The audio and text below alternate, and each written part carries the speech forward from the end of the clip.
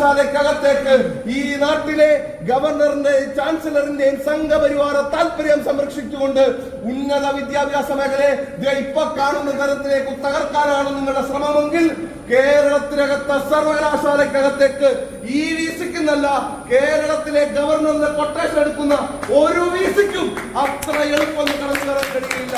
അതുകൊണ്ട് സംസ്കൃത സർവകലാശാലയെ ഞങ്ങൾ പ്രഖ്യാപിക്കുകയാണ്.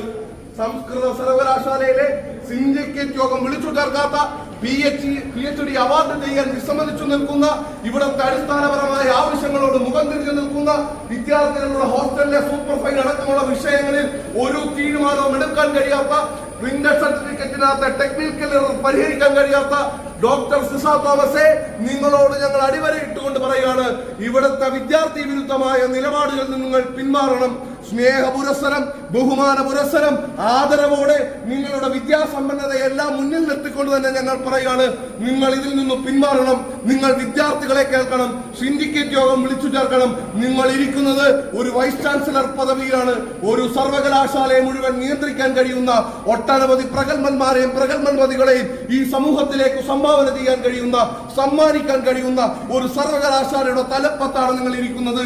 ഈ നാട്ടിലെ പാവപ്പെട്ടവന്റെ ദരിദ്രനാരായണന്മാരായിരിക്കുന്നവരുടെ മക്കൾ വളരെ പ്രതീക്ഷയോടുകൂടി പഠിച്ചു കയറുന്ന, പഠിച്ചു പുറത്തേക്ക് പോയി അവസരങ്ങൾക്ക് വേണ്ടി, ഈ നാടിന്റെ ഉന്നതിക്ക് വേണ്ടി, ഈ നാടിന്റെ പൊതുവായ ആവശ്യങ്ങൾക്ക് വേണ്ടി, ഈ നാടിന്റെ സാമൂഹികമായ പരിച്ഛേദനത്തിന് വേണ്ടി, സാമൂഹികമായ മുന്നേറ്റത്തിന് വേണ്ടി ഈ നാടിനെ കളമൊരുക്കുന്ന വിദ്യാർത്ഥികൾ, പ്രതീക്ഷകളായിരിക്കുന്ന വിദ്യാർത്ഥികളെ, ഈ അവരുടെ ഭാവിയെ തുലാസിലാക്കുന്ന ശ്രമത്തിൽ നിന്നും നിങ്ങൾ പിന്മാറണം. നിങ്ങൾ ഈ സംസ്കൃത സർവകലാശാലയുമായി ബന്ധപ്പെട്ട് നിൽക്കുന്ന മുഴുവൻ തർക്കങ്ങളും പരിഹരിക്കണം.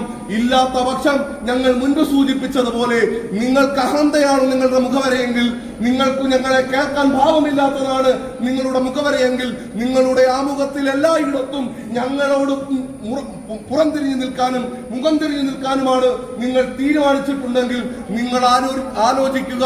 നിങ്ങൾ മുഖം തിരിച്ചാലും നിങ്ങളുടെ മുഖത്തിന് മുന്നിൽ വന്ന് രാഷ്ട്രീയം പറയാനും ഈ അവകാശങ്ങൾ നേടിയെടുക്കുന്നത് വരെ ഈ തെരുവിൽ തന്നെ സമരം നയിക്കാനും കരുത്തോടുകൂടി ഈ നാട്ടിൽ ഒരു വിദ്യാർത്ഥി സംഘടനയുണ്ട്.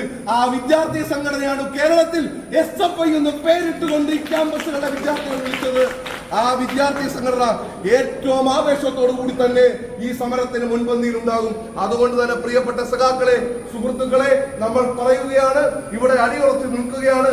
ഈ സമരത്തിന് തീരുമാനമുണ്ടാകുന്നത് വരെ അനിശ്ചിതകാലമെങ്കിൽ അനിശ്ചിതകാലമായ ഒരു സമരത്തിലേക്ക് നീങ്ങാൻ SFI അഭിവാദ്യം ചെയ്തുകൊണ്ട് തന്നെ നിങ്ങളോട് ആവശ്യപ്പെടുകയാണ്. അതുകൊണ്ട് ഈ സമരത്തിലൊരു തീർപ്പ് കൽപ്പിക്കുന്നത് വരെ, ഈ സർവകലാശാലയുടെ വീഴ്ച അടക്കമുള്ള ആളുകൾ ഈ തീരുമാനം എടുക്കുന്നത് വരെ അത്യുജ്വലമായ സമര പോരാട്ടങ്ങൾക്ക് കേരളത്തിലെ SFI സംസ്കൃത സർവകലാശാലയിലേക്ക് ഇനിയും നിരന്തരമായ സമരത്തിലേക്ക് നീങ്ങുകയാണെന്ന് മാത്രം പ്രഖ്യാപിച്ചുകൊണ്ട് SFIയുടെ കേരള സംസ്ഥാന കമ്മിറ്റിക്ക് വേണ്ടി ഊഷ്മളമായി സമരത്തെ അഭിവാദ്യം ചെയ്തുകൊണ്ട് ഔപചാരികതയുടെ പേരിൽ ഉദ്ഘാടനം ചെയ്തതായി അറിയിക്കുന്നു. നന്ദി, നമസ്കാരം.